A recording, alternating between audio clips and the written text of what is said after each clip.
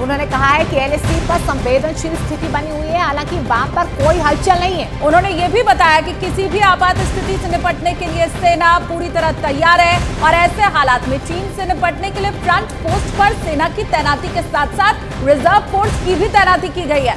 उन्होंने इस बात की भी जानकारी दी है कि चीन के साथ लंबित मुद्दों को सुलझाने के लिए कूटनीतिक और सैन्य तौर पर बातचीत जारी है।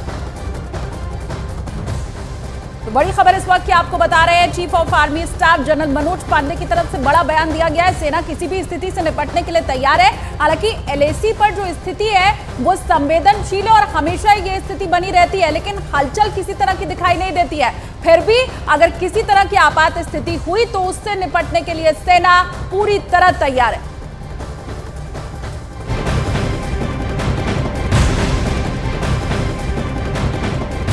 रक्षा मंत्री राजनाथ सिंह ने लंदन से चीन को दो टूक जवाब दिया है। उन्होंने कहा अब हिंदुस्तान को कोई आंख नहीं दिखा सकता है। उन्होंने ये भी कहा कि अब चीन की हिंदुस्तान को लेकर नजरिया बदला है और उसे एहसास हो गया है कि भारत अब कमजोर देश नहीं बल्कि एक ताकतवर देश है। दरअसल ब्रिटेन की राजधानी लंदन में कार्यक्रम में रक्षा मंत्री राजनाथ सिंह ग्लोबल टाइम्स के उस आर्टिकल का जिक्र कर रहे थे जिसे ग्लोबल टाइम्स में what I see about Bharat narrative in India शीर्षक से छापा गया था। राजनाथ सिंह ने कहा कि ग्लोबल टाइम्स में लिखा गया यह आर्टिकल इस बात की तस्दीक करता है कि भारत को लेकर चीन का नजरिया बदलता जा रहा है। इस बीच रक्षा मंत्री गलवान घाटी में हुई झड़प का जिक्र करना भी नहीं भूले और कहा कि 2020 में भारत और चीन के बीच आमना सामना हुआ और हमारे सुरक्षा बलों ने जो करिश्मा बहादुरी दिखाई, शायद यही कारण है कि चीन का भारत के प्रति नजरिया पूरी तरीके से बदल चुका है। 2020 में जो भारत और चीन के बीच फेस ऑफ हुआ था, उसमें हमारे सेना के जवानों ने जो करिश्मा दिखाया है, जो बहादुरी दिखाई है, शायद उसके कारण चाइना की धारणा भारत के बारे में बदल गई है कि भारत अब कमजोर भारत नहीं रहा, भारत अब दुनिया का ताकतवर देश बन गया है।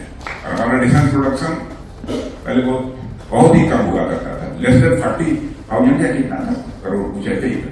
उसके पहले तो और भी कम, अब 1,08,000 करोड़ से अधिक का हो गया हमारा डिफेंस प्रोडक्शन।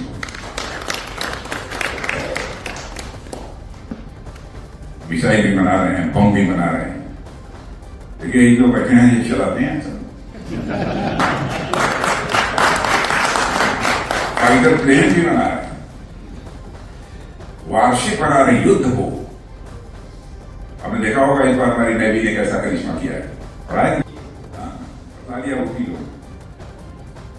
आग उठाकर देखना नहीं, ये भारत है। अब आइए आपको बताते हैं कि ग्लोबल टाइम्स के आर्टिकल में क्या लिखा है, लेकिन उससे पहले यह जान लीजिए कि इस आर्टिकल को लिखा किसने है।